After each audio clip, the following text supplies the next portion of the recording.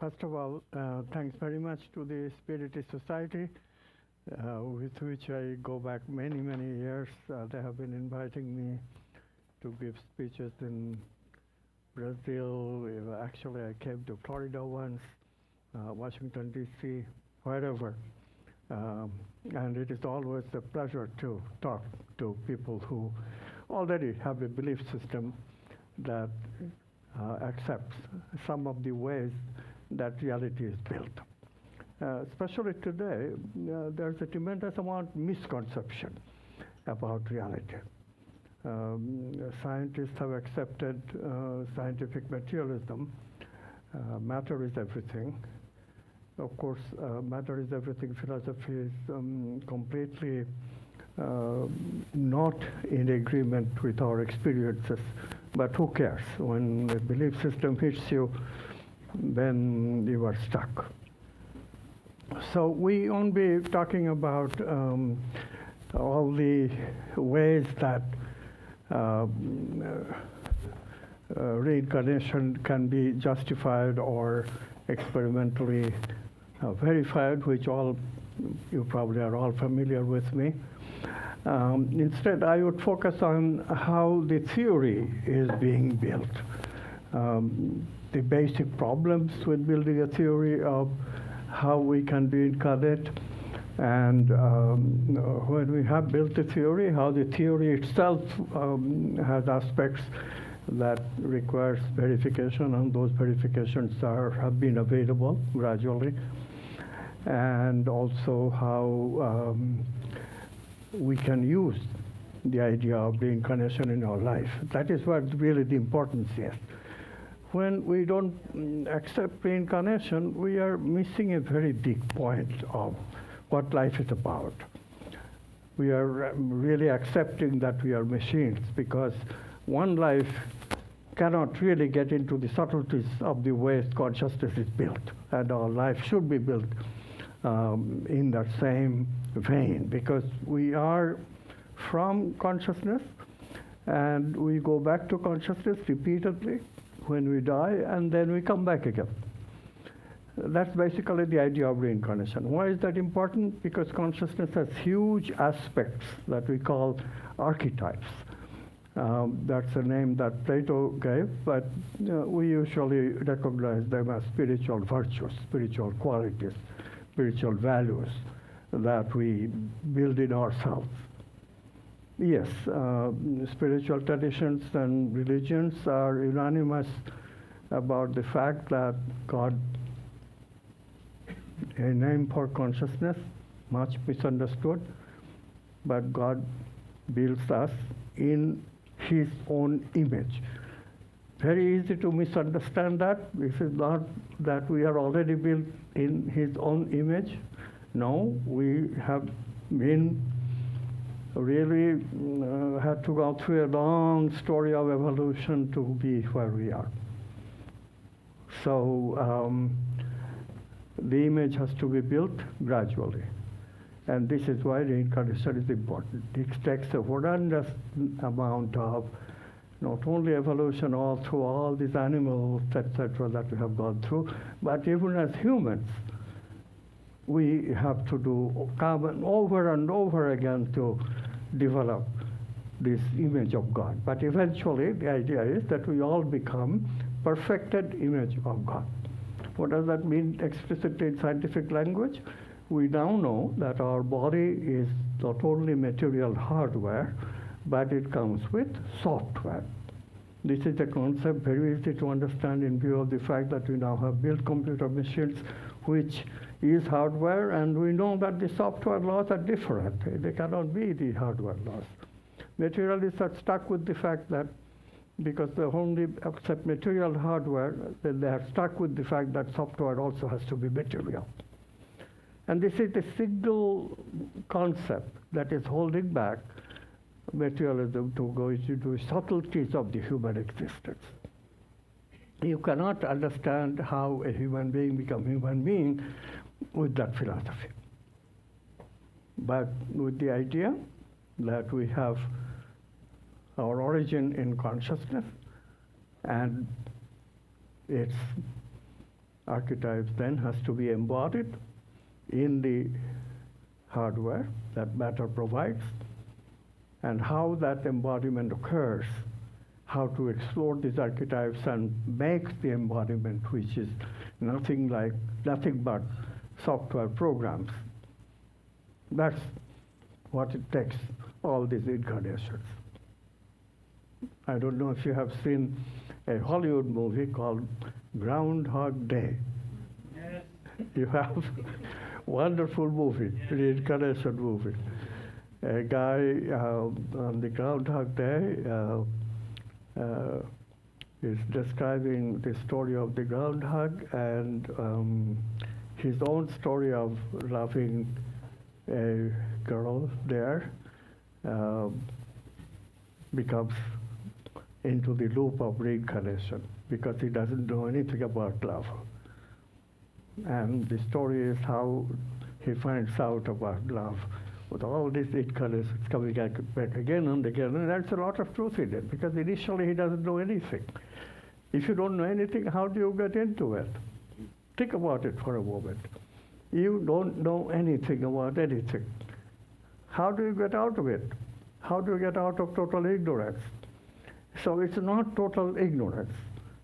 Our opening is that we have a system of memory. Now, of course, the problem is that usually we think of memory in terms of the brain memory. We have neurons have changes made. We can call it a neuronal circuit. And we think of memory as neuronal circuit in our brain. And of course, when we die, all those neuronal circuits die. No question about it.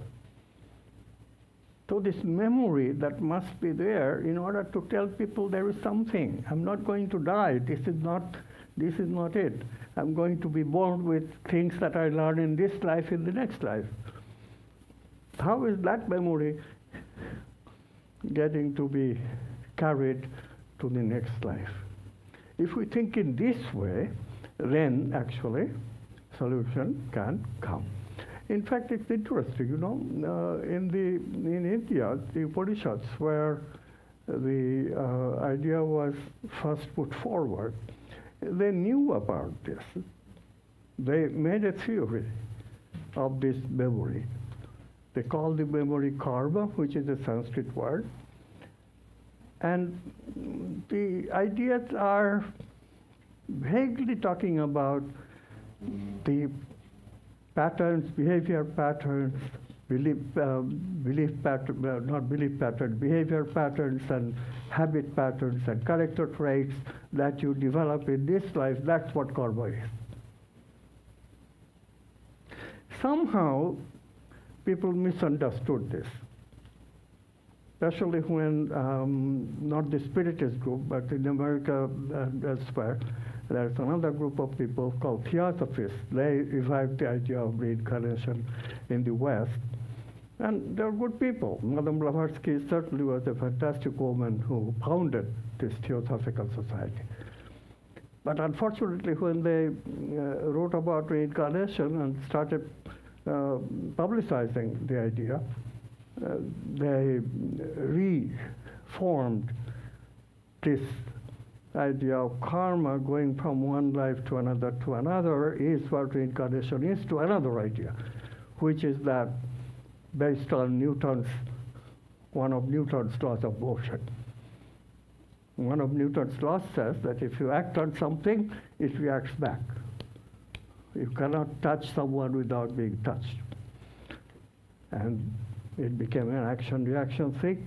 Very handy for religions, because if you do some wrong in this life to someone, you're going to pay for it in the next life. That was the idea. No different from you're going to pay for it in hell after death. Very similar.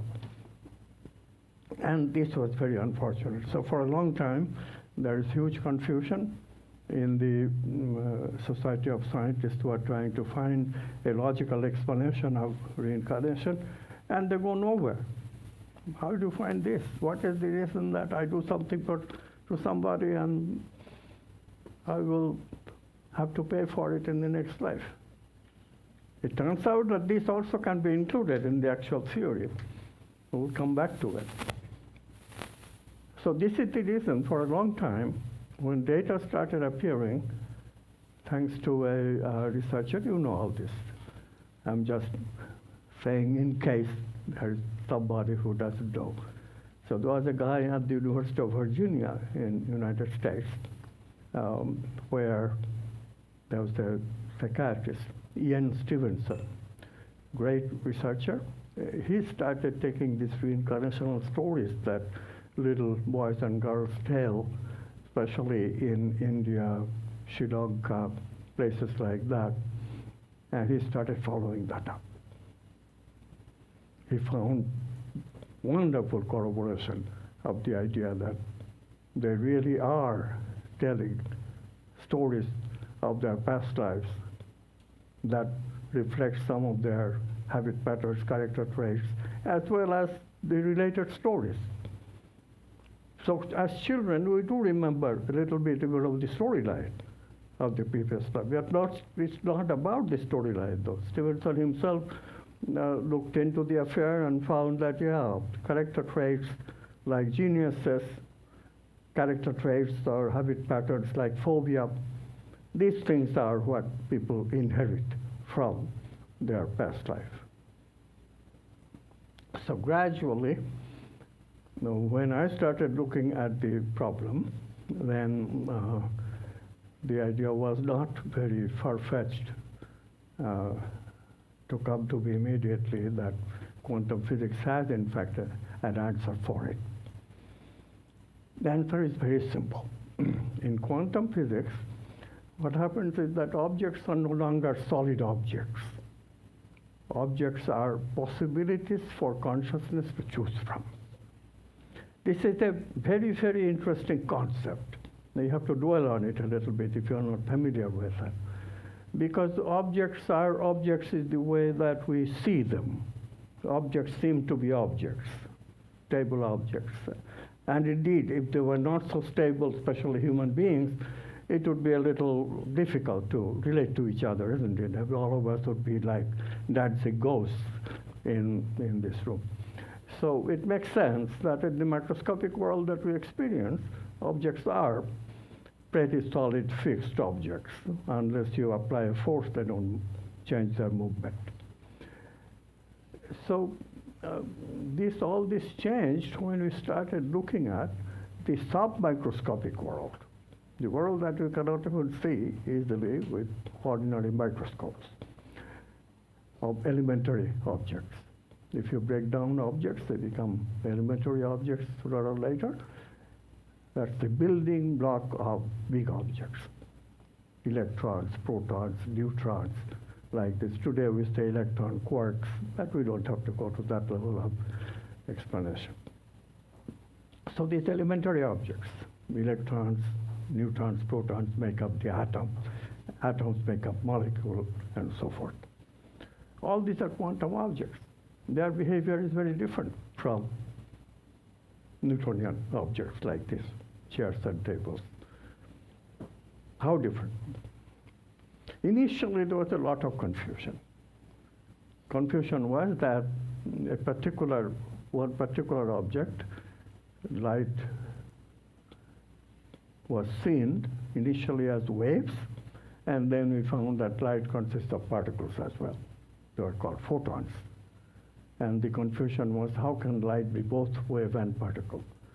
And then later on, we found that matter, regular matter also, electrons, they are usually seen as particles, but when we look closely, they are also revealed as waves.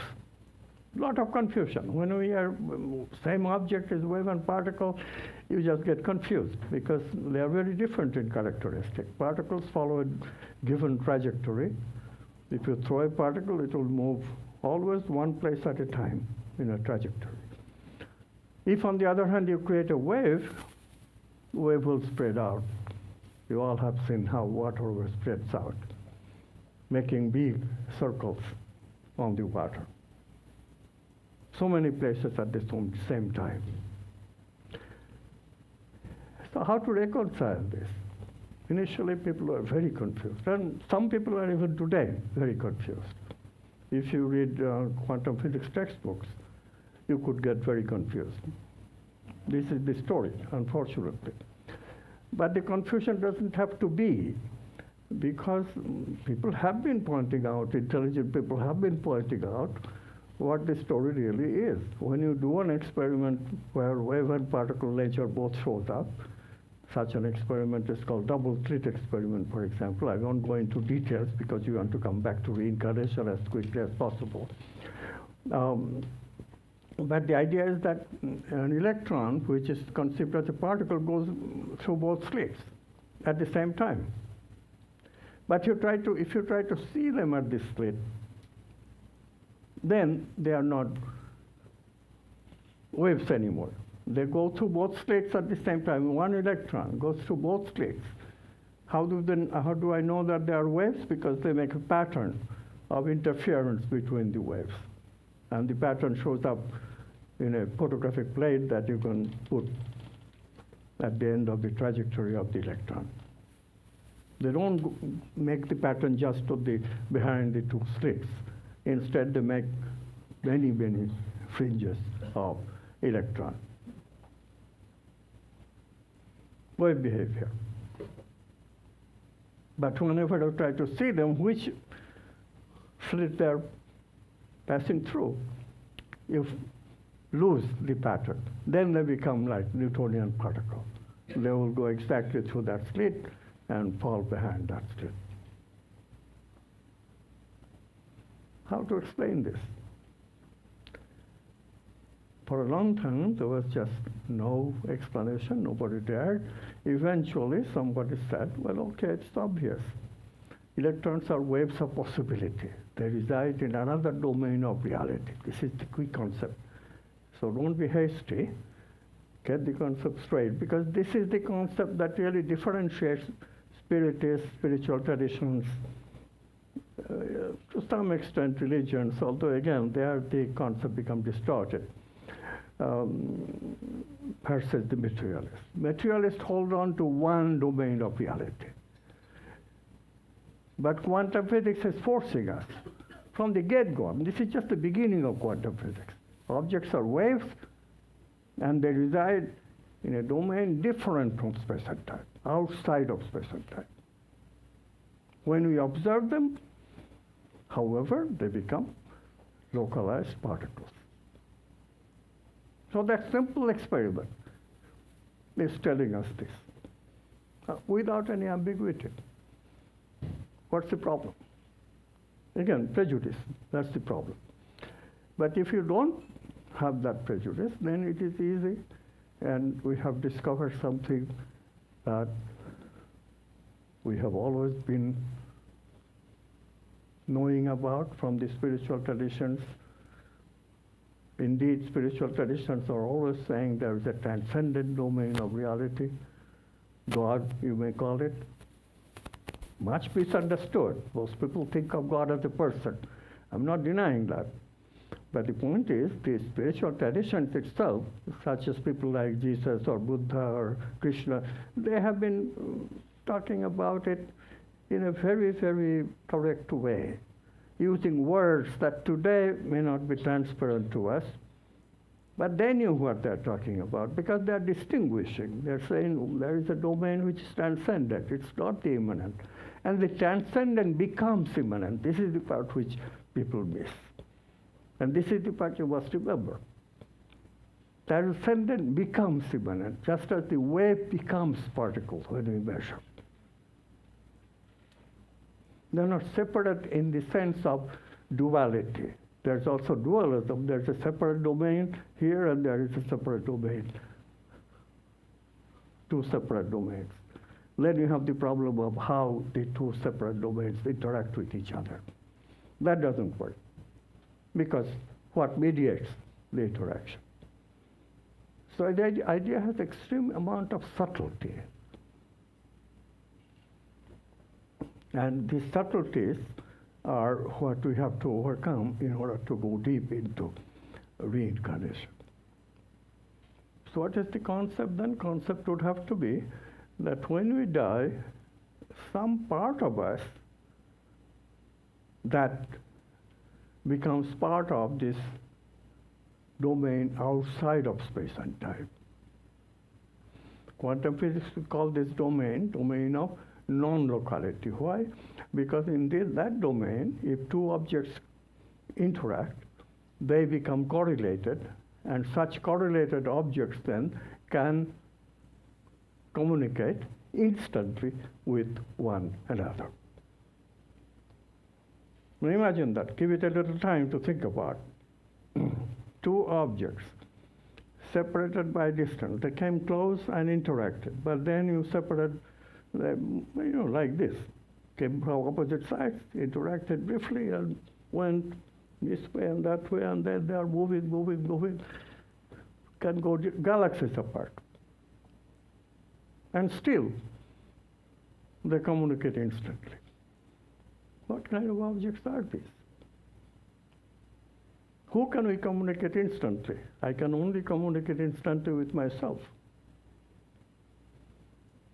That doesn't take any genius to talk about, right? This communication cannot be with signals. That is important to know, and physics tells us this. Why? Because this is instant communication. You cannot communicate at a distance instantly with signals, because signals always move with a finite speed. So this is communication without signals. In space and time, we communicate with signals. We call it local communication. In this domain outside of space and time, domain of potentiality, domain of possibility, we communicate without signal and instantly. This is the idea. But who can you communicate instantly? Yourself. So these two objects, although they look separate, but they really are non-locally connected and therefore just one. They really are not separate. This whole domain then, of domain of potentiality, is also a domain of potential unity. And this unity is what we have called, traditionally, spiritual traditions have called this unity as spirit.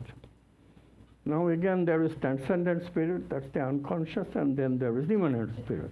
That's when that spirit is embodied in us. There is also spirit in us. That's immanent spirit. We call it quantum self. This is the self, that's the kind of experience that we have when we intuit, we have creative experiences or experiences of some people do remember their past life. All those experiences are experiences of a kind where I am using this other domain. In this domain, we cannot have instant communication, but using this other domain of potentiality, we can. So how do I communicate with my past life, my past incarnation? I communicate through this outside domain, non-locality. This is the idea. So what then are we using? We must get the concept of memory generalized. We must introduce the concept that memory can be local in the brain, in the body, but memory also can be non-local. Memory is stored in a domain outside of space and time. Even this concept was in the Upanishads. They talk about Akashic memory. Memory in Akasha. Akasha means space. Akasha is outside of space. Today we talk about space-time because relativity has given us the concept that time and space are not really different. This concept they did not know. So they are simply saying Akasha, space, and then outside of space. And the memory is located outside of space. They did not have the concept of non-locality, but look at how intelligent they were. They are saying transcendent memory. Okay? So in this way, in fact, there is even a picture. In the Egyptian Book of the Dead, there is a picture of a person is lying dead, and this person, then something is out, but it's out like this, clearly going outside of space and time. That's being indicated like, could you make possibly have a flowchart, something like I can write on that, I could draw a picture. You want to draw a picture? You have a flowchart? Yeah. No, that would be very nice.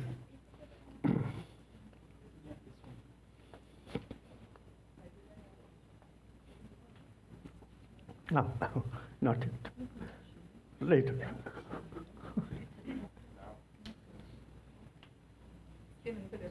They're beginning. Yeah. All right. Okay. Now he's going to pull it up this, and there is a Okay. board in there for you. Right? Okay. So until that comes, I'll show you a picture. So it's a very beautiful concept. We have both local memory in our brain, and certain aspects of memory is non-local. And this non-local memory then goes from one being here who is dead to another baby there who is alive, and becomes available to that baby. And that's my future reincarnation. As similarly, I myself was created as the reincarnation of another being in my past, from whom this non-local memory, not a ghost, not anything tangible, that is foolish, but these character patterns and habit patterns, they are non-local memory, and they came to me as my non-local memories that I create, my patterns of character and my patterns of habit, they will go into my next reincarnation. This is the idea. Easy to understand? Question, of course, how do we know that our character patterns and habit patterns are actually non-local? We have to prove that. Scientists have to prove every assertion they make. So this, if I make this assertion, then I have to prove that. Okay. Okay. Great. I have not used the whiteboard in some time. All right. So good. Non-local memory. So remember, what incarnates is non-local memory. Non-local means outside of space and time. Local memory is in the brain, non-local memory is in the domain of potentiality. Theosophists gave an interesting name to this. They call this, instead of calling it spirit, because that would conflict with the general name spirit, with this oneness, that's what we call spirit. So they called it monad. And because quantum physics has a picture of non-local memory, I call it quantum monad.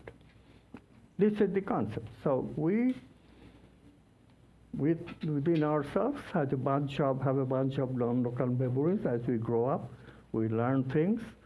We all have learned characteristics, habit patterns, like we learn to bicycle. That's an elementary learning, easy.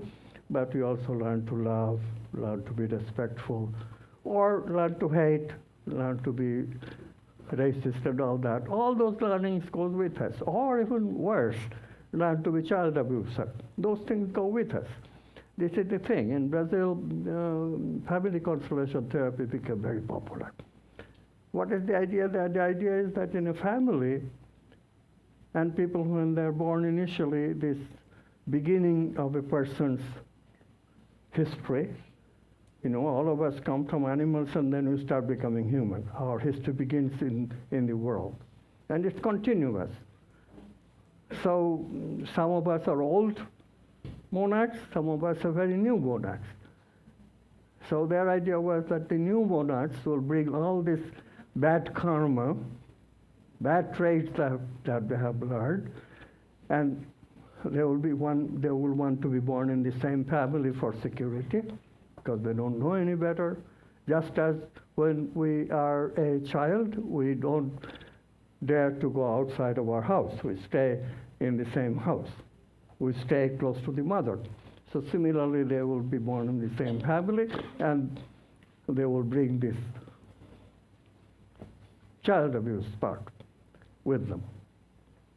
And the family constellation therapists found that the reason they bring bad karma is not to use it, it's to lose it. Unfortunately, they don't know that they have come to lose it. And therefore, they go on using it and suffer in that way. But if the therapist just reminds them, convince them that, yeah, you were just reincarnating. You brought this from your past life to get rid of it. Don't identify. Then they can lose it. So family constellation therapy in Brazil became very successful, and the acceptance of reincarnation has been greatly helped in places like Brazil. In America, this is a country where people don't have so much of, how to put it, let's say they're very rational. We have rational experiences. We also have emotional experiences. How many of you were born in, not only born in America, but also do not have a Brazilian ancestry, just purely American for several generations? Oh, you guys are so fortunate. Well, you have been born here for several generations. Oh, yeah. All right, so, but again, you were from the black culture, so that's a bit different. Now, in white American culture that we call WASP, white Anglo-Saxon Protestant, that culture has a history of being dependent, and this history came from Europe because they all came from Europe, of rationalism. This rationalism added to materialism is a very dangerous philosophy. Rationalism is the idea that you get everything through rational thinking.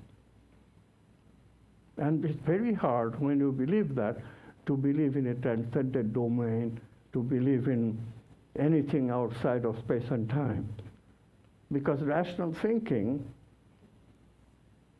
makes you think that you can understand everything without postulating such things that you cannot study directly.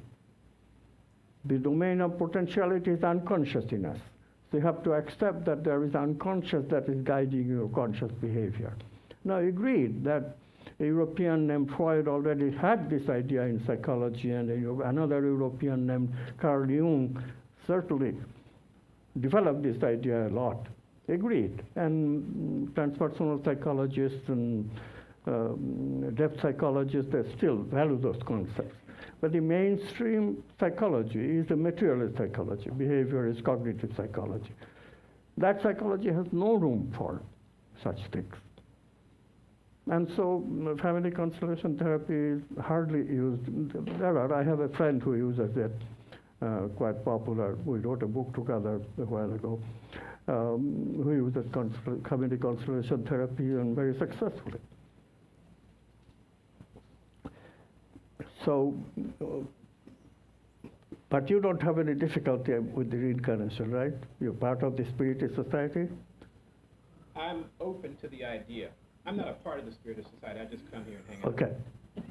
You look like an open to the idea kind of person. Yeah, all we really need, look, this is what happens when you start reincarnating. You know, initially we are not open to any ideas. We are very close, and therefore we don't learn. Just like that movie, Groundhog Day. And then how do we start learning? How do we anticipate that things may be a little more subtle than it meets the eye immediately? Because we become open. How do we become open? Because of a relationship with people. Especially this in the relationship with a person with whom I want to become intimate. That relationship is built into us. It's so strong that it makes us a little bit of stupid from the rational point of view. And that stupidity makes us burst into an openness that brings us not only love, but also a lot of other things. One of them is creativity, because without creativity, love is impossible. And that's the opening that we use to come out of this closed system that we initially think it is, just like a machine.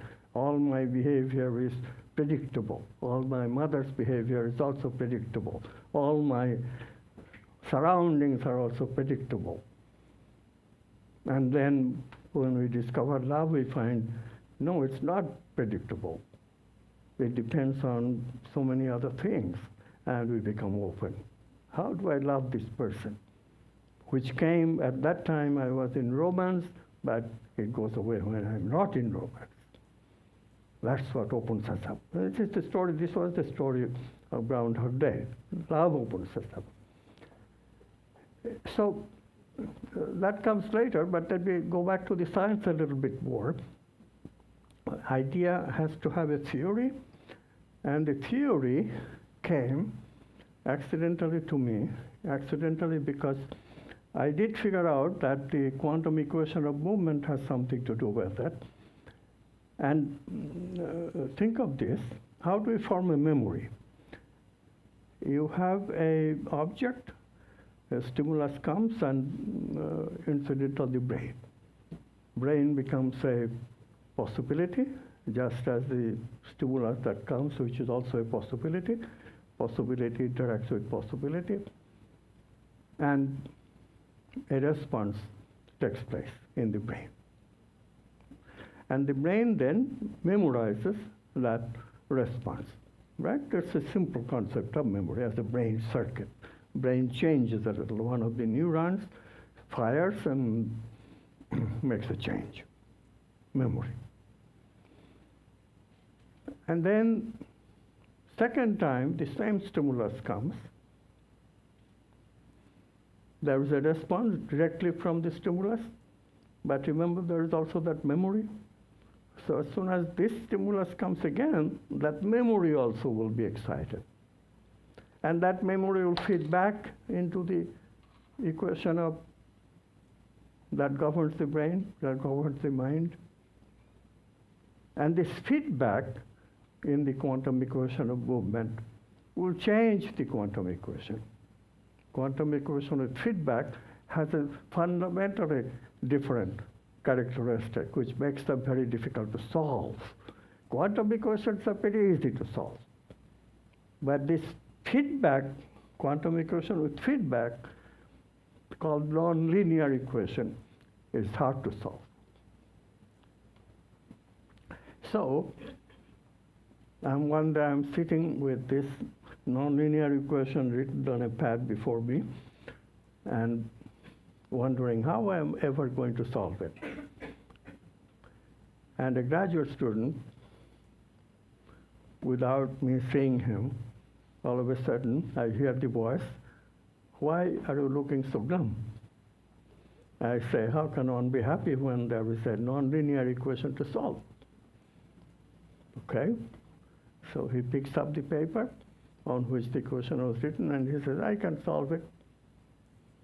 This is the way things work, called synchronicity. And the guy, indeed, goes home and brings the solution, not the day after, but 2 days after.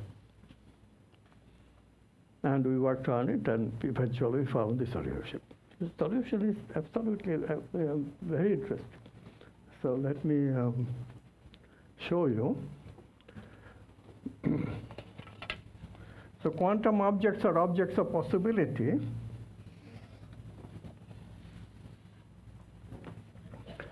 And quantum physics, you have heard this, I'm sure, is probabilistic, right? So what is probability? Probability can be calculated from these possibility waves. We solve for getting the possibility wave mathematically, and then from that we can calculate the probability. So what happens for a quantum object, if you plot the probability about the distance or as a function of space, it will give you a familiar Gaussian. This is probabilistic nature of quantum objects. Okay? When you give feedback, they deviate from this Gaussian. And in the limit that you put the stimulus again and again and again and again, repeated stimulus. That's what happens to life. We grow up and we are a baby, we see mother, and then I sleep, and then we see mother again, and sleep mother again, and sleep mother again, right? What happens when I see mother repeatedly? That probability is no longer like a Gaussian. It becomes, I'm going to see my mother in that particular state, like this. It actually goes to infinity. So it became very focused to this particular behavior, this particular response to that stimulus. Response becomes fixed. Of course, this is what's in psychology we call conditioning. Behavior is very open. We repeatedly feed the same stimulus and reinforce the response. And because of reinforcement, the response will become gradually more and more in favor of the past response, the response that you are trying to establish. That way we condition dogs, cats, and so forth. So we also become conditioned that same way. And this conditioning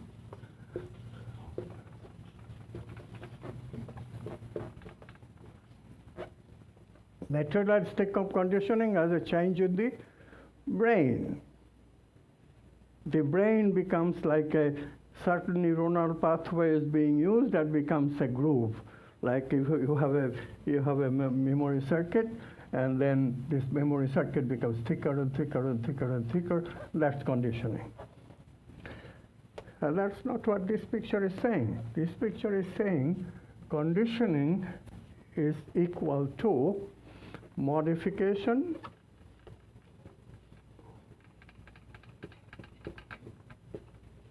of a solution of a mathematical equation.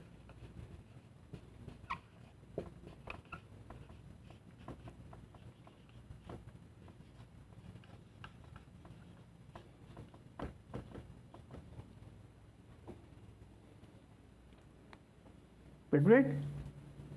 That's where it came from, right? This was the solution before, and after infinite number of repetition of the same stimuli and fixing with the same response, reinforcing the same response, the behavior became just like Newtonian behavior. You keep doing the stimulus, always having the same response. Just as we respond, this way. Once we learn something, how do I ride a bicycle? I will do the same thing again and again and again. I have learned it already, and that's the way. So modification of an equation. Where do equations come from? The equations come from those same objects that we called before archetypes. Physical laws, truth. Is gravity written in my body, or is gravity written in this pen? If I drop this pen, it falls. But is it written here like a software in this hardware? No. Law of gravity applies to this anyway. But where is it? Where is the law of gravity? Law of gravity is in the domain of potentiality, in the form of an archetype which is called truth, physical law, in the domain of potentiality, outside of space and time. So this is the big breakthrough. This conditioning is non-local memory.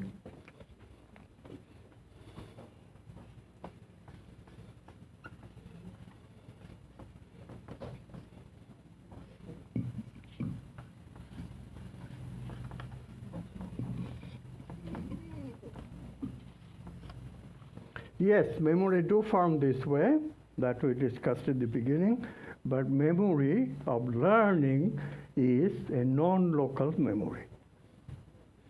Now, of course, science has two parts.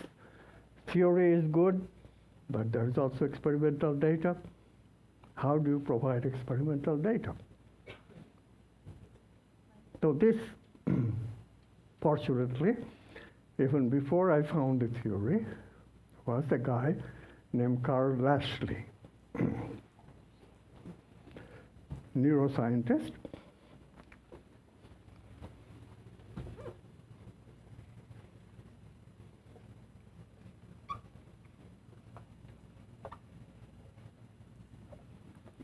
Oh, I never showed you that picture of, so here is a being, here is a being, here is a being.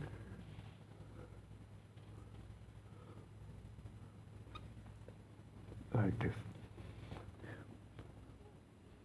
Egyptian Book of the Dead has a similar picture, like this. Non-local memory goes out of this into the other person as born as a baby. Okay? So this part is monad. We call it quantum monad.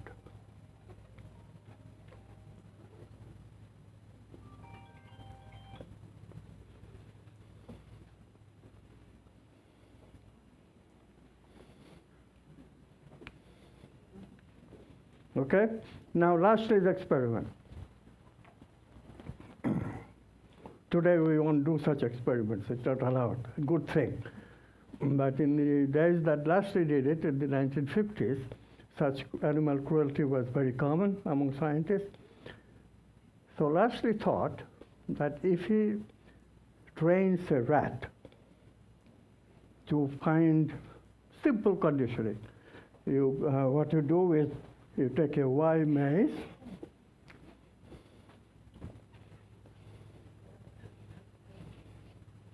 so rat is going, and then it has choice. This way or that way. Here, electric shock, and here, cheese. Very quickly, rat learned to, right?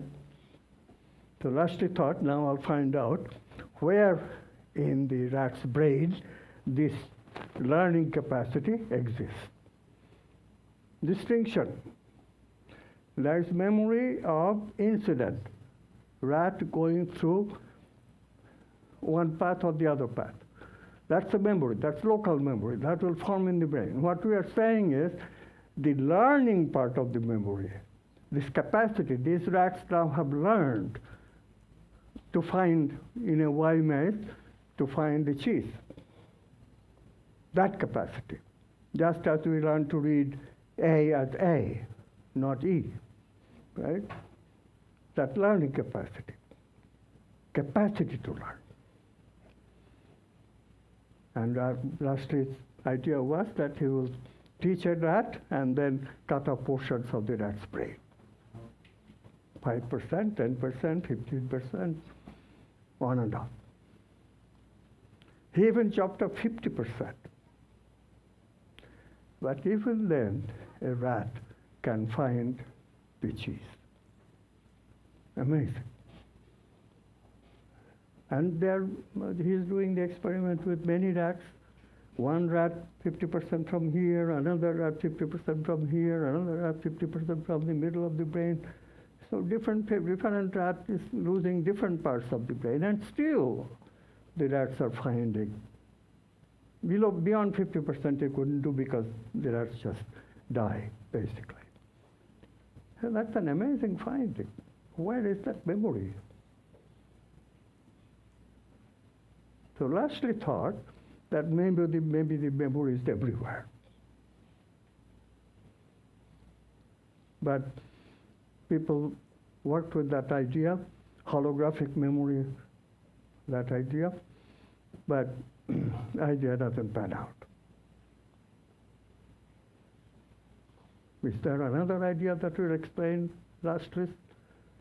No, everybody decided that the experiment must have been some sort of quirky, cannot be relied upon, or some people try to give explanations that have read rationalized explanation. Does not really happen that way. Maybe he missed something. Maybe he didn't know about the hippocampus. Like that, vague answers. But there is obviously an answer, but nobody thought of it. When I saw Lester's experiment, immediately became clear to me because I thought of this non-local memory already. It's not in the brain. The memory is simply not in the brain. Memory of episodes are in the brain, episodal memory are in the brain, that's what brain remembers, episodal memory. But capacity of doing that, once we learn it, that capacity is not in the brain. It's non-local memory. And that's the basis of reincarnation, karma. So once we have found the science, let's see what we can do with it.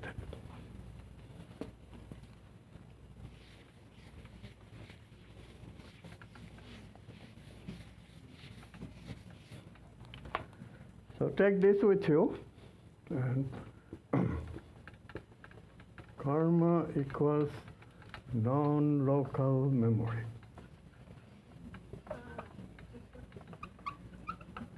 Of capacity to learn.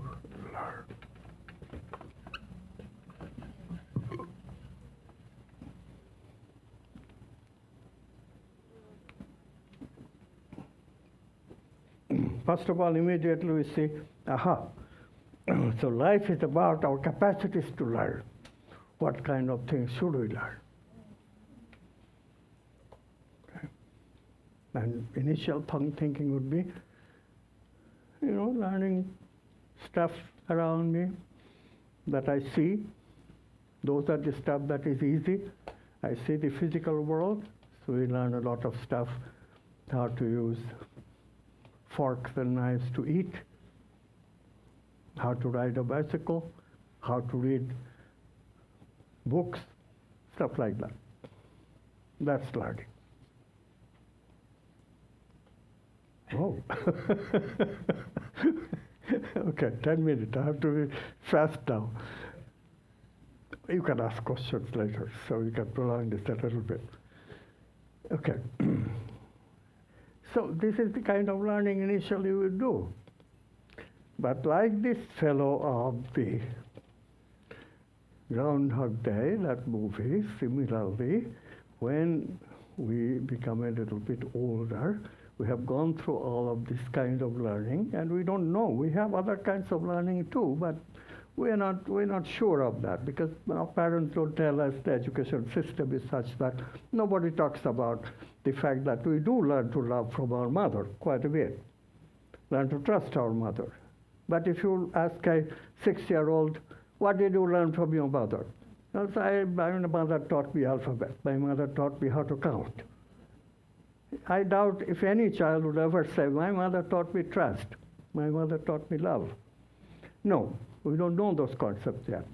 But when we get to teenage and those sexuality is awakening us, then something very strange happens. I begin to see this opposite sex, and once in a while I get stirred up. I want to know this person better. And that gets us into the exploration of something which is really what learning is about. Yes, learning about physical things is very important. They are called survival level of learning. We need to survive.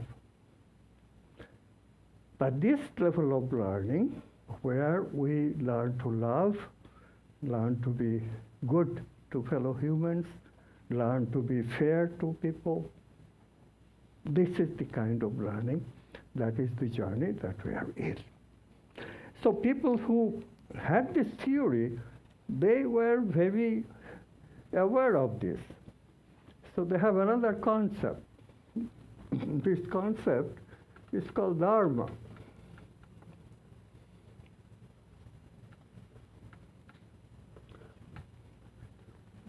Can you read that? It's a little bit unclear, so I'll write it again. This is a very important concept.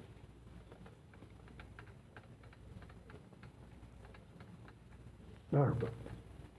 Spelled with a small d because dharma with a capital D is a Sanskrit word which means the wholeness, thou. Consciousness itself. This dharma with a capital small d indicates that when we die, we actually choose one of these archetypes. I mentioned love, I mentioned justice, I mentioned goodness. There are also other archetypes: truth, beauty, abundance, power, wholeness, and self. Altogether 9 archetypes. Any of these archetypes takes many, many, many incarnations. We cannot choose so many in one life. So when we die, we choose 1, maybe 2, and as we go mature, maybe even 3 archetypes to engage with, explore in the next life. What is amazing, what does that need? What that needs, look, if you are exploring love, it needs certain type of patterns of habit that you have learned in your previous life. If you bring them, it will be easier. Like that fellow in the Groundhog Day, how did he learn about how to love? Because he gradually developed karma. Why can't we love? First of all, what prevents us loving the most? The material inclination, that love is all about sex. Initially, you have to get to that idea that it's not just about sex. There's something else. What is it? We learn to look at emotions. We learn to look at energies that comes in the body, that we feel. And we discover the heart, that's where the feeling center is. We discover that in order to have that heart, we have to learn to listen. We have to be sensitive to the other. All these things are part of the learning, and that's what takes us many, many incarnations to learn about love. Okay? We bring that, and that dharma is the law of karma says that we bring the right karma to do that particular dharma. Okay? Make sense?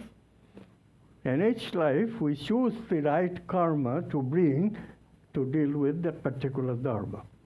And also we bring those karma that we have developed that is blocking my exploration of that dharma. Like, for example, I have a sexual abuse problem. How can I love with that problem? I cannot, because I'm objectifying the person that I'm abusing, right? So I bring that karma to get rid of it, to lose it. So negative karma, positive karma. And the idea is to explore dharma. Human life is about exploring dharma. That is the purpose of life. Once we realize that, then we come back in many incarnations and we gradually learn how to discover our dharma. To some of us, dharma comes as a crystallization experience. It came to me that way. For other people, it can come through dream analysis. Through dream, and if you analyze that, your dharma, you can easily discover. We do workshops. This is available only in Brazil so far. But we also have, in India, we have developed a master's and PhD course. Why don't you show that? Oh, good.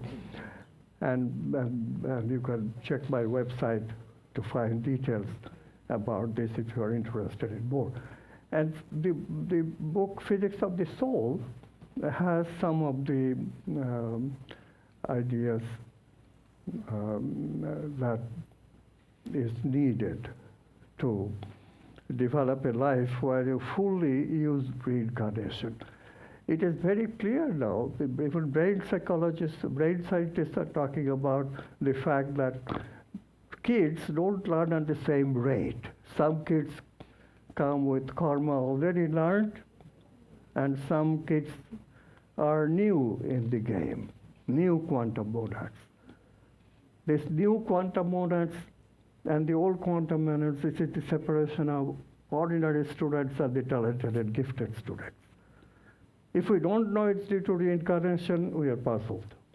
But if we know that it's due to reincarnation, we gradually will learn to make provisions for that. Obviously, we have to accept the fact that different students have to be placed at different levels of learning. And the way that we have set up the structure now, it's a meaningless structure in view of reincarnation, because students won't have the same capacities. This simple thing, if introduced, will eliminate much of the problem that we have today, this lower educated versus higher educated. We put them all in the same class, same grade, and they cannot learn at the same rate. And therefore, some of them fall back and fall back and fall back, and they cannot handle when it comes time for graduating. I was a college professor many years, and I would have constantly noticed that so many students are so unprepared, they never have learned to even read properly or explore meaning properly. But it's not their fault, it's the fault of the educational system. They should have been given more time to learn, with more care. You can only give that if you take people of the same category so that they don't have to compete with others. Instead, they are labeled, oh, you are stupid. And that's why people get turned off, and they cannot learn. If they cannot learn, they are easy to manipulate by politicians and become prejudiced people.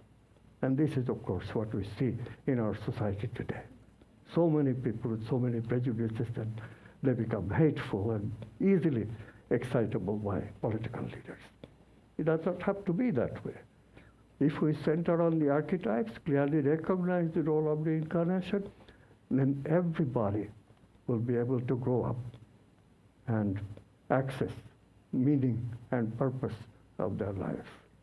Because things like love, it does not require rational thinking so much. What it requires is sensitivity. So that too requires an appreciation of vital energies and appreciation of other domains than just rational thinking. Okay?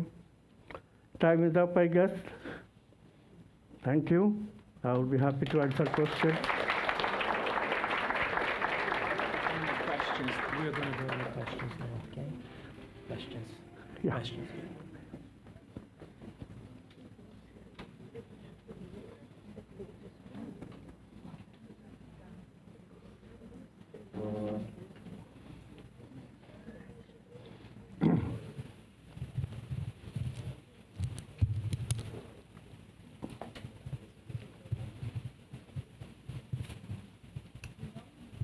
Hi.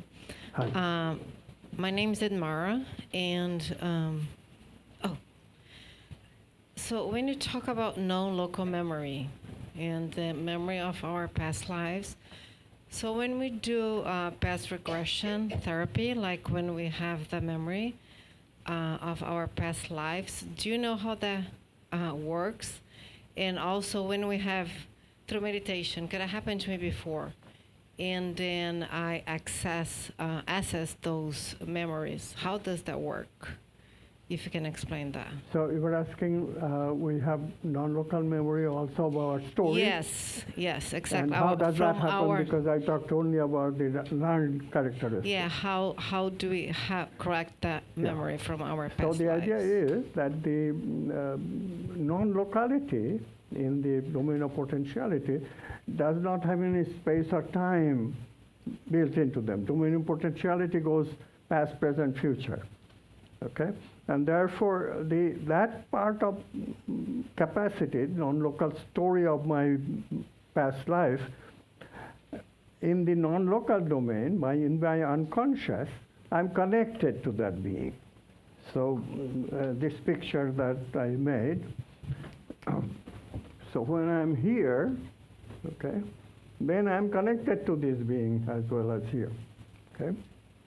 in this non-local domain, there is no distance between them, although on the board I had to draw a distance, but they're all connected non-locally without any signal.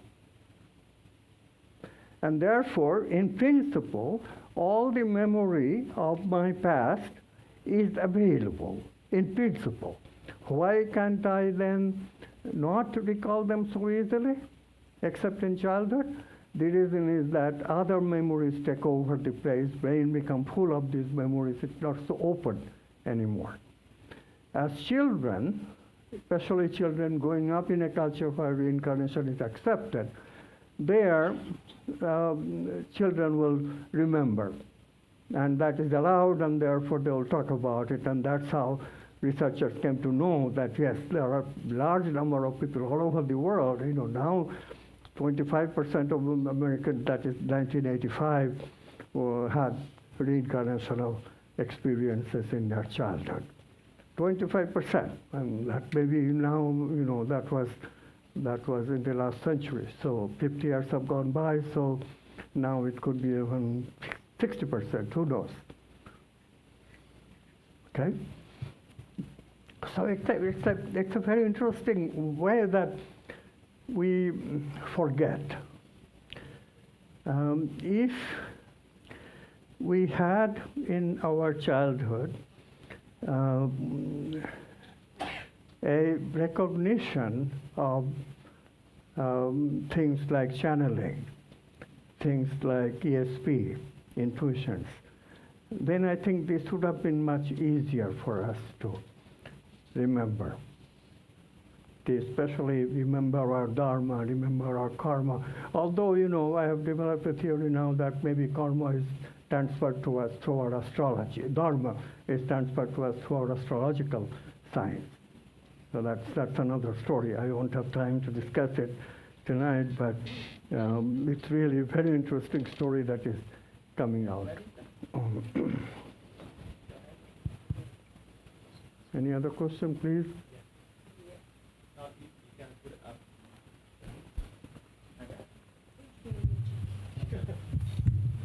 Okay, so I'm going to call that cloud, like Joe Vicenza does, the eye cloud, the human eye cloud. Very good. Right? That's called a reincarnational cloud. Yeah. So how does that relate to the subconscious mind? Okay, so here is the thing. The subconscious, unconscious, that we call subconscious mind, that is mostly our suppressed and repressed memory of this life. So that's our competition. If we have too much occupation of suppressed and repressed memory, then all other memories will lose capacity to be invoked in us. Okay, this is a major problem. So that's why people develop this bad karma, and then they have to get rid of the bad karma first before they can get to the good karma and archetypes, their dharma. So it takes a while. Initially, of course, like parents are not so sensitive to their children's needs, so many children develop trauma. And those memories, they haunt people throughout their life. And if you are too attached to your subconscious, then really the rest of the unconscious become kind of close to you. So it is kind of what you could call part of the. It's a funny thing. We usually separate unconscious into, we say, okay, personal unconscious.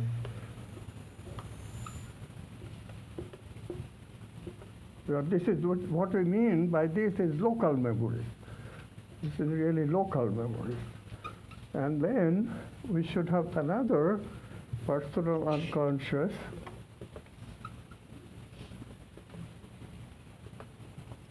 of non-local memories.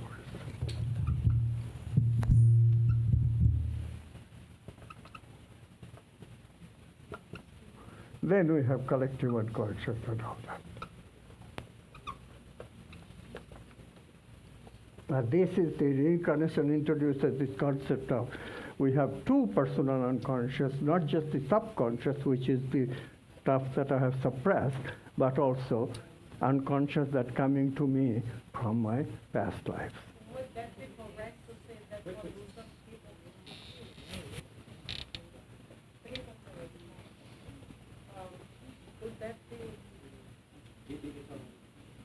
Would that be correct to say that the what you just explained, this cloud, is like the so-called super?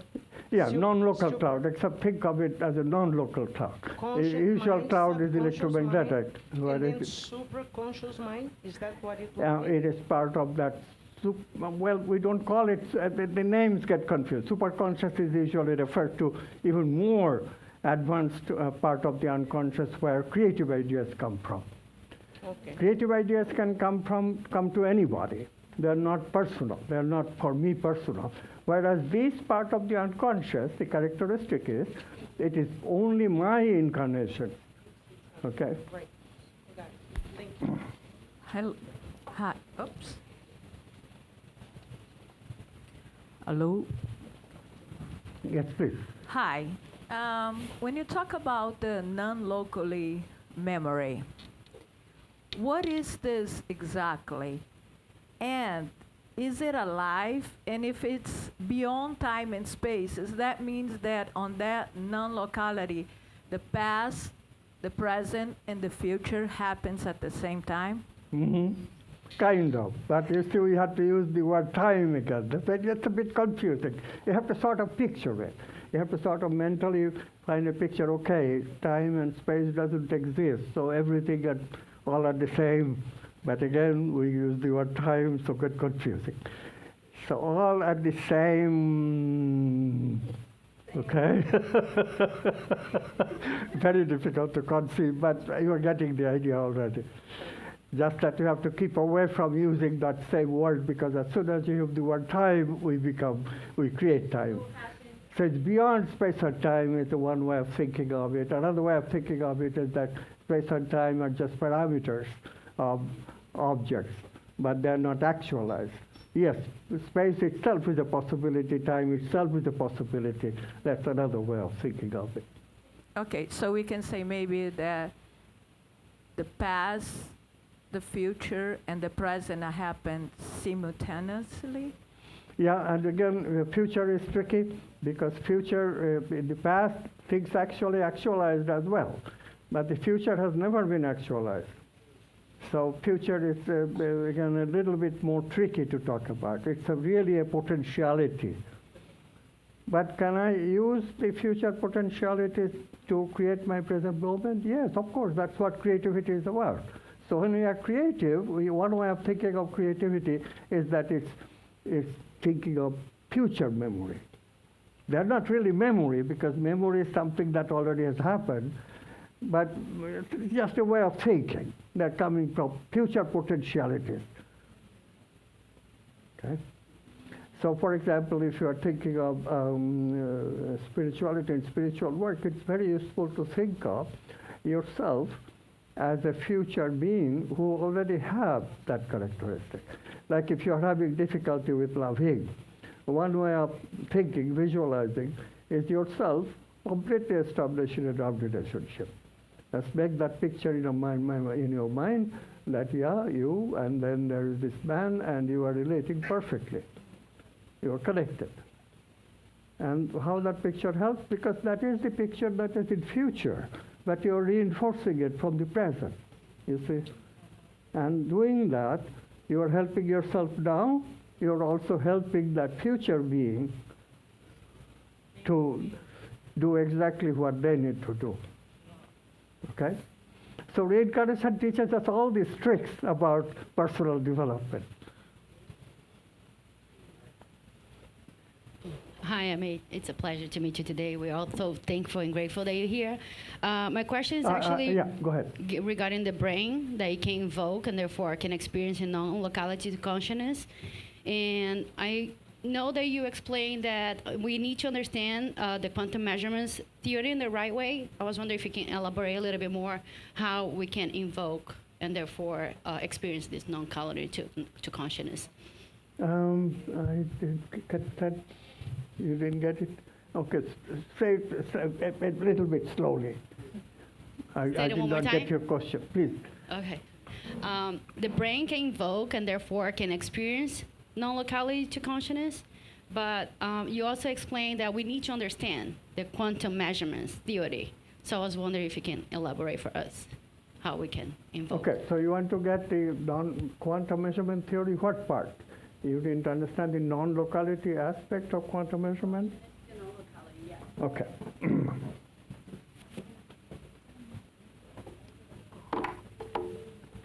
So, oh. Okay.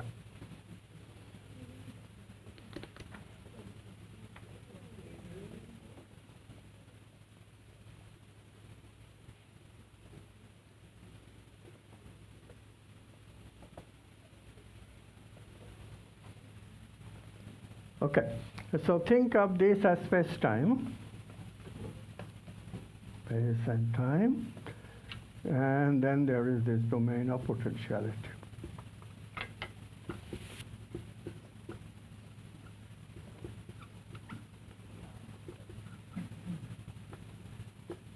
Okay, so you cannot go from here to there without discontinuity. This is really discontinuously related to this. There's no continuity between them. Okay. So here, objects are possibilities. So imagine there is an object of possibility. I'm of course drawing them like this because there's no other way of drawing, but they're really waves, possibility waves of possibility. So these two objects came together and became correlated. So we indicate that by, okay, they have become correlated. Okay? Once they're correlated, they are really a oneness. These two objects are really defining a oneness. They really are not separate. They are one. Okay? So what happens then in reincarnation, when I am unconscious, and my past incarnation likewise is unconscious, like when we sleep, let's say, then these two beings are not separate anymore. These two beings is really one. This is why a lot of reincarnation memory can come to us during dreams. Because in dreams, although they are an actualization of the possibilities, but we are in a much more suitable state of acceptance of these non-local aspects of ourselves. Every night we become non-local when we are not bound to our memories so much, okay, in that existence. And we are connected with our beings. Every night we have the opportunity. We also have the opportunity to meditate and relax. Again, we are in non-locality. We can easily experience this. Meditate for a while. Let the mind get quiet. Thoughts are not coming so fast. And you will see that you are relaxed. What produced that relaxation?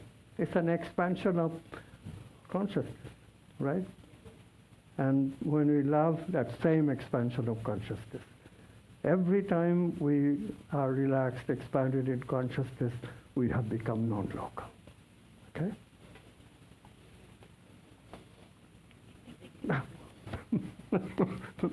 Blood pressure medicine.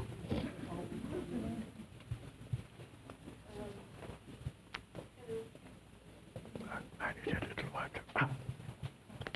Now, good, thank you.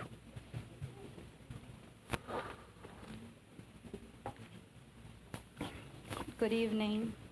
Thank you for being here. My question, actually, I would like for you to explain a little bit how quantum healing works and how we can incorporate into our healing practices here. Please. Okay. How quantum physics really works is really very simple. I mean quantum healing. Oh, you asked about healing? Yes. Okay. Practices. Okay. Quantum healing. How quantum healing works, so we have to explain a little bit about how disease happens. So when we say disease is can happen in two levels. One is the hardware and the other is software. Software is built up vital energies and mental meanings, even archetypal values. So this software, if that gets all right, then I can heal the software. I can also see that if the hardware gets all right in some way, like I have a growth in the body that I don't want, cancer, then of course cancer is more detailed, cancer needs more detail to study, but let's say I have a cut. So hardware has gone all right, and therefore the software that is connected with this hardware is not connecting to the hardware anymore. Because when the skin was not separated, then the software were connecting to the skin and I felt good. But now that I have a cut in the skin, hardware has changed and my existing software cannot connect it to anymore. That's why we feel pain. How then we can quantum heal this? We can quantum heal this by being creative and bring additional software that will connect to the hardware that has been split. The skin is split, okay? You get the idea? The split skin is not connecting to my existing software. But if I can change the software and find the software that even connects to the split skin, then I have no pain. So what we find, of course, is that our body automatically adjusts the software. Because this kind of a cut has happened, the pain does not last for very long. Of course, the blood clot has happened and the blood is not flowing. That's another story. That's blood flowing. But the skin is still separate. Until the skin connects up, I should have pain, but I don't actually, you know. You look at the cut, and then very soon you find that you're no longer feeling any pain. What happened? The body automatically has brought together a change software to adjust to the change in the hardware. So this is the trick we have to do, except in the case of quantum healing, it's much more involved. Because organs get diseased, usually also with the involvement of the immune system. And now, for example, take the case of cancer. Cancer is really something that is abnormal cells that happens in an organ, especially in an organ subjected to unwanted stimuli, like if you smoke, the lungs. Those cells are being subjected to unnatural stimuli. What that does is that it increases the probability of cells going rogue and start proliferating indefinitely. Ordinary cells never proliferate indefinitely. They proliferate gradually and slowly. But these cells just multiply, multiply, multiply, and that's what a growth is. The immune system ordinarily kills out that growth, kills off. But if the immune system goes awry, then it cannot kill off. So what has happened? What has happened is some software is what is sick about the immune system. The immune system, if it has healthy software, then it would not go awry.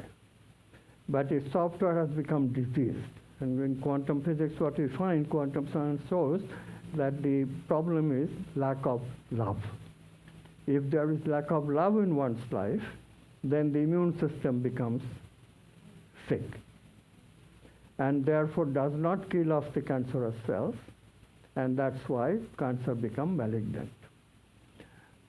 So when you have this, can you just love and get rid of it? No, it's not that simple, because the immune system is already all right. You have to do more than that. And to do more than that is what we need quantum healing for.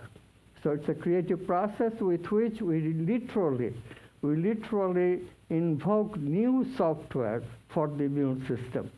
which means that you have a blockage of your capacity to love. You have to overcome that blockage and remove the blockage first, and then take a quantum leap of love once again.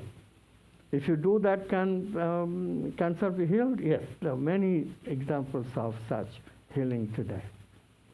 Okay? Did that help a little? Good. It was just a continuation. What is this blockage? Is it different for everyone? Oh, okay. So this blockage, is it different for everyone? Is it like? Yeah, the blockage in that interferes to this question. Yeah. So this blockage is blockage of vital energy. So what happens ordinarily is that, remember we talked about romantic love before? When we normally, all of us have made such quantum leaps in our youth. Right? You have fallen in love. I mean, you are of course still young. Have you fallen in love before? Okay, good. So when we do that, then the heart takes a quantum leap. Heart becomes different. Ordinary person will have a, we call this a chakra. There are two systems here. One is the heart, and the other is the centrally located, is the thymus gland, part of the immune system. So for many people, and you have encountered them, we all have encountered them, they never had love in their life. So what happens then? Normal immune system, the function is to defend the body, distinguish between me and not me. So normal response if I see a stranger is one of caution, defensiveness, hostility sometimes, right? So what happens to this response in this way is that it prevents love from coming. And then for normal people, what happens is that in their youth, they get this special attraction to special creatures of the opposite sex. And then this intention of exploring something. I want a relationship with this person. Okay, sex plays some role in this too. But the intention is I want to have relationship with this person. And that intention sometimes becomes so strong that the heart takes a quantum leap. Immune system function of defensiveness is suspended momentarily. You are not defensive anymore.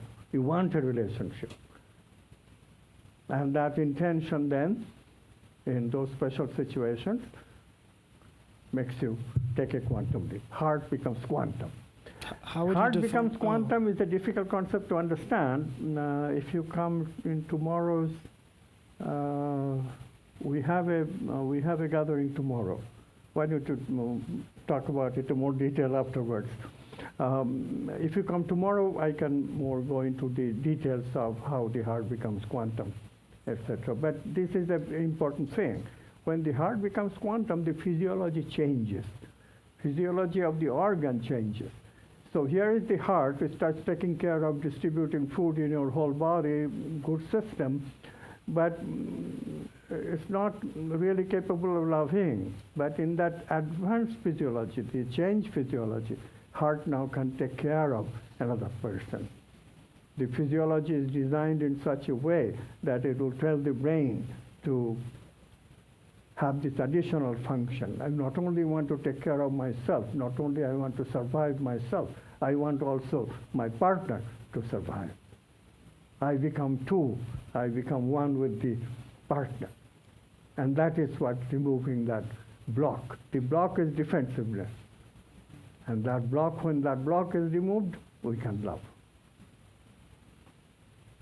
Okay?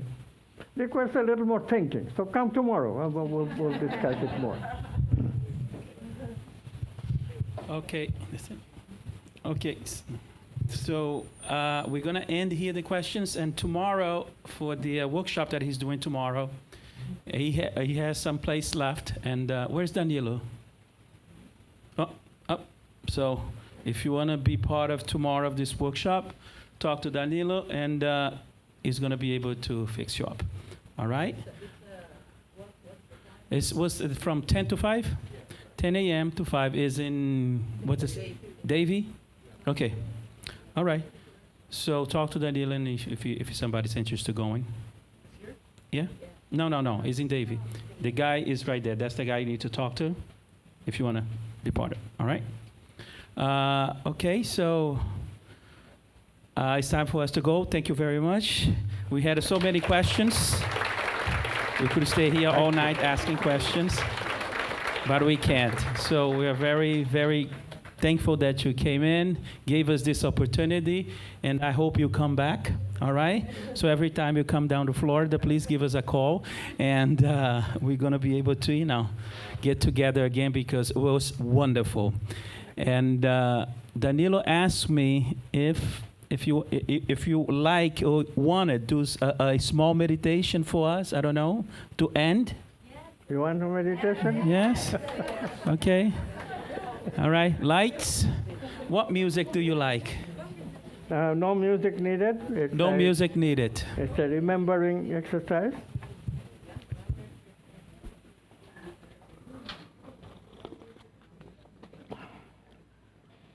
Okay. So relax a little. Breathe in, squeeze your muscles, and then exhale and relax. Again, breathe in, squeeze your muscles, and exhale, relax. Okay, in this relaxed mode, try to think what your Dharma is. How to think about your Dharma? To explore your Dharma, you must have brought some special karma with you. It is this special karma that turns you on.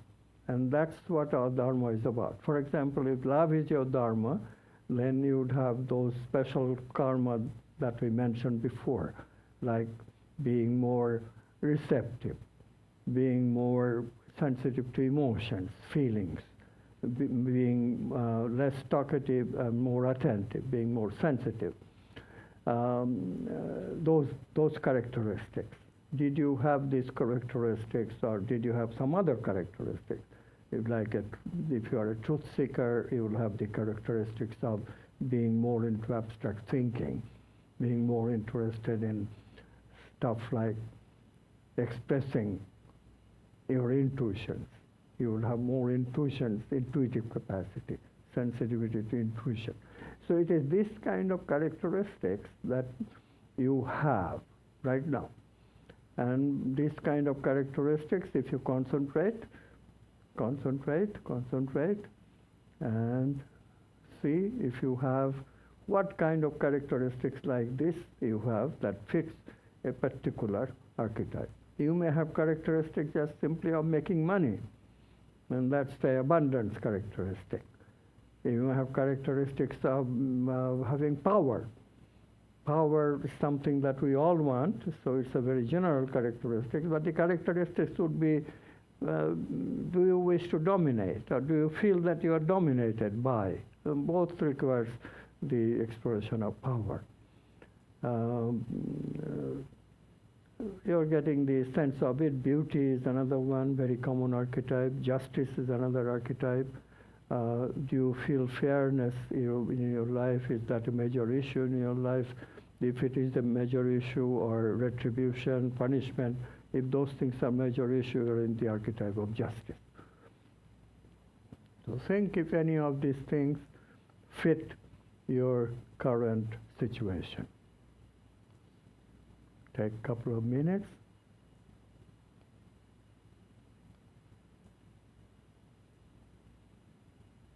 Allow the thinking to come to you rather than you deliberately thinking.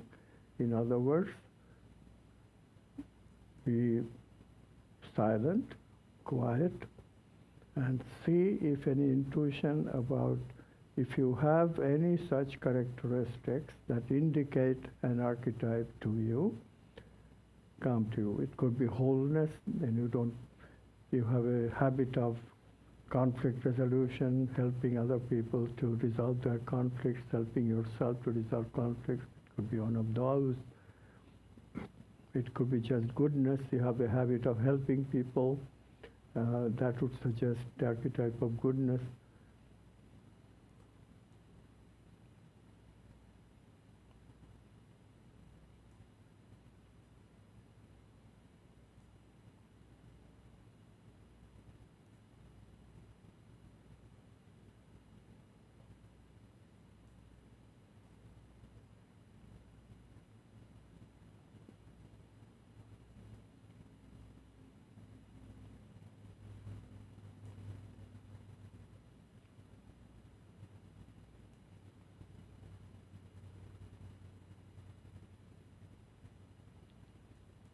Okay, this is just preliminary exercise.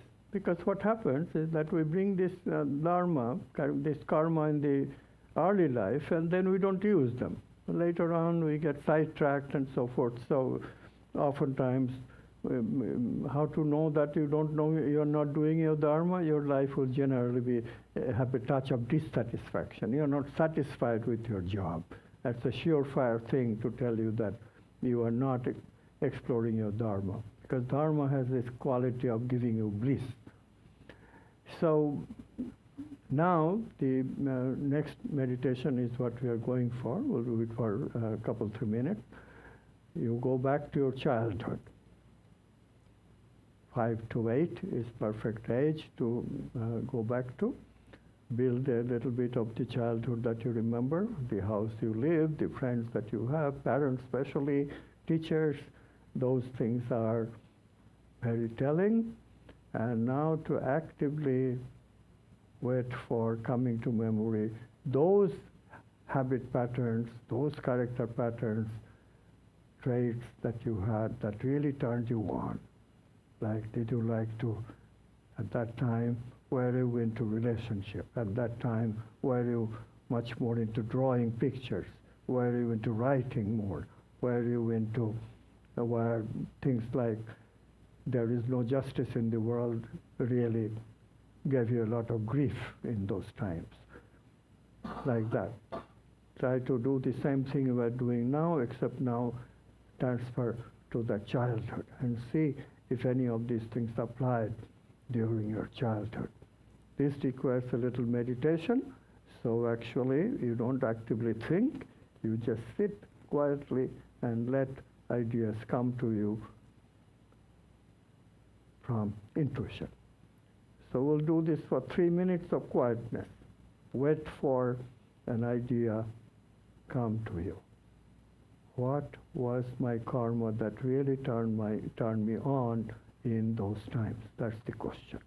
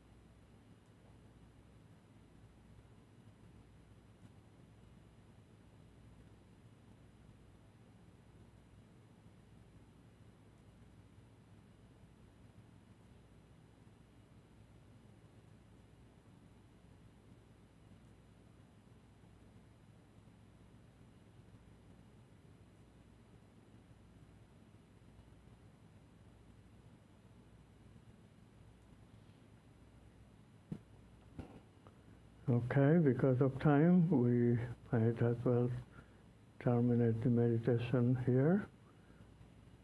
Did anybody get any intuition?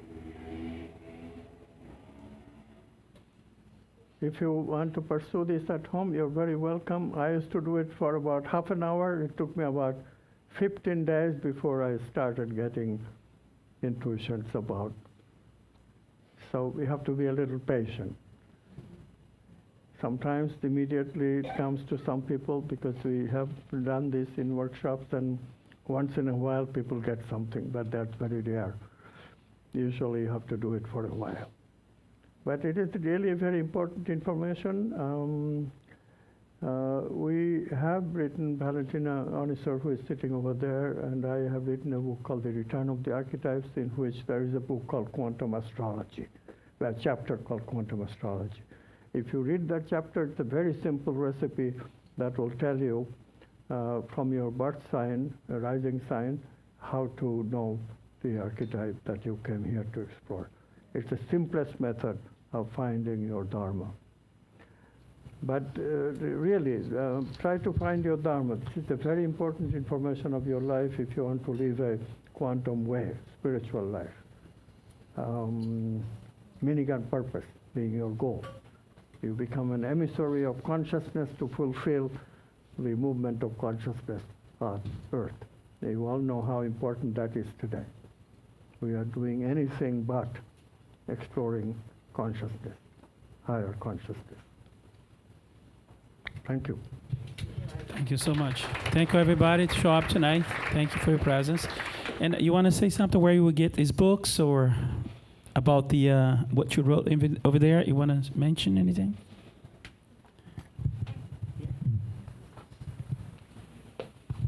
Hi, this is Valentina. I'm its collaborator and author and all kind of things, medical doctor. And first of all, we have this workshop on health and spirituality tomorrow. So that's the theme, because somebody asked. And then you find the books on Amazon, at least, yeah, in English and some in Portuguese also. And the university link is there, cqaedu.com, English and Portuguese, master PhD certifications, and all kind of activities in Brazil. Also, we have workshops.